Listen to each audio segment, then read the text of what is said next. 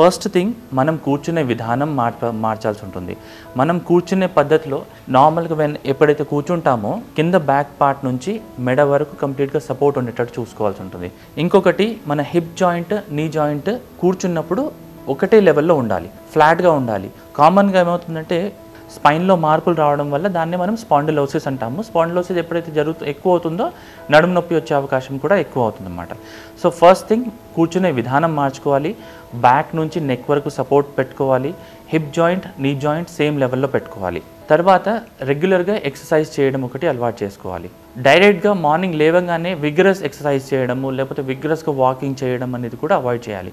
Exercise చేసే విధానంలో ఎప్పుడైనా స్లోగా వార్మప్ చేసిన తర్వాతనే ఎక్సర్సైజ్ చేయడం అలవాటు చేసుకోవాల్సి ఉంటుంది.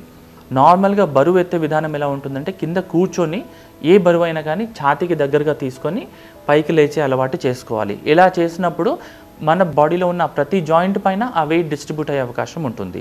అదా కాకుండా మనం రెగ్యులర్గా చేసే తప్పు ఏంటంటే ముందుకు వంగి బరువు లేపడం. అలా చేసినప్పుడు నడుం పైన బరువు చాలా ఎక్కువ పడే అవకాశం ఉంటుంది. ఇంకొకటి కామన్గా ఇంట్లో చేసే పనుల్లో వంగి చేయడము అంటే బెండ్ అయ్యి పనిచేసే వాటిని కూడా మనం తగ్గించుకోవాల్సి ఉంటుంది. ఫర్ ఎగ్జాంపుల్ ఇల్లు ఎప్పుడైనా క్లీన్ చేసుకోవాల్సినప్పుడు ఊడవడం లాంటివి చేస్తూ ఉన్నప్పుడు ఎక్కువగా వంగి ఊడుస్తాం. సో ఎప్పుడైతే బాడీ ముందుకు వంచి పనిచేస్తామో నడుం పైన అదే రకంగా ముందుకు వంగినప్పుడు నడుం మీద భారం చాలా ఎక్కువ పడుతుంది. కాబట్టి వీలైనంత వరకు వంగకుండా స్ట్రైట్గా నిలబడి చేసే అలవాటు చేసుకోవాలి. సో ఇలా మన లైఫ్ స్టైల్లో కొన్ని మార్పులు చేసుకొని మన నడుముని కాపాడుకుంటూ పోవాలి. సో అప్పుడే లైఫ్ స్టైల్ కొంచెం బెటర్ ఉంటుంది. దాంతోపాటు మన ఓవరాల్ క్వాలిటీ ఆఫ్ లైఫ్ కూడా బెటర్గా ఉంటుంది. వెయిట్ ఎక్కువ ఉండడం కూడా నడుము నొప్పికి, మెడ నొప్పికి కారణం అనమాట.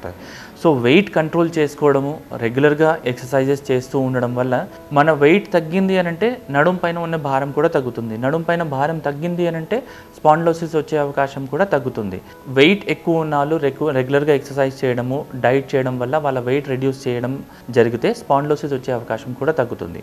తర్వాత పడుకునే విధానం, మనం కంఫర్టబుల్ పొజిషన్లో పడుకోవాల్సి ఉంటుంది. ఒకటి బెడ్ చూస్ చేసుకోవడం.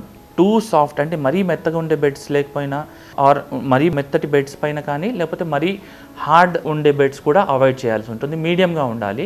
అలాంటి బెడ్స్ పైన ఎక్కువసేపు పడుకున్నా కూడా నడుం పైన ఒత్తిడి తక్కువ అవుతుంది. సో ఓవరాల్గా మనం మొత్తం లైఫ్ స్టైల్లో చేంజెస్ తెచ్చుకోవడం వల్ల నడుం పైన భారం తగ్గించి స్పాండిలోసిస్ యొక్క రిస్క్ని మనం తగ్గించవచ్చు. పాయింట్ వైజ్గా చెప్పాలంటే మనం కూర్చునే విధానం మార్చాలి. కూర్చున్నప్పుడు నడుం నుంచి మెడ దాకా సపోర్ట్ ఉండేటట్టు ఉండాలి. హిప్ జాయింట్, నీ జాయింట్ ఒకటే లెవెల్లో ఉండేటట్టు మెయింటైన్ చేయాలి. ఎవ్రీ 20 మినిట్స్కి ఒక చిన్న బ్రేక్ తీసుకోవడము. బరువులు లేపే విధానాన్ని మార్చాలి. రెగ్యులర్గా ఎక్సర్సైజ్ చేయాలి. ఎక్సర్సైజ్ చేసే విధానం కూడా స్లోగా బిల్డప్ చేస్తూ ఉండాలి. ముందు వార్మప్ చేసి రెగ్యులర్గా ఎక్సర్సైజ్ స్ట్రెంత్ని పెంచాలి. And brisk walking at least for 30 to 40 minutes రెగ్యులర్గా చేయాల్సి ఉంటుంది. మనము పడుకునే విధానము, పడుకునే బెడ్ చూస్ చేసుకోవడంలో కూడా జాగ్రత్తలు పాటించాలి. సో ఇలా చేస్తే ఓవరాల్గా బాడీ వెయిట్ని కంట్రోల్ చేసుకుని ఇవన్నీ పద్ధతులు పాటిస్తే ఓవరాల్గా స్పాండిలోసిస్ యొక్క రిస్క్ని తగ్గించవచ్చు, మన నడుముని కాపాడుకోవచ్చు, నడుము నొప్పి వచ్చే అవకాశాన్ని తగ్గించుకోవచ్చు.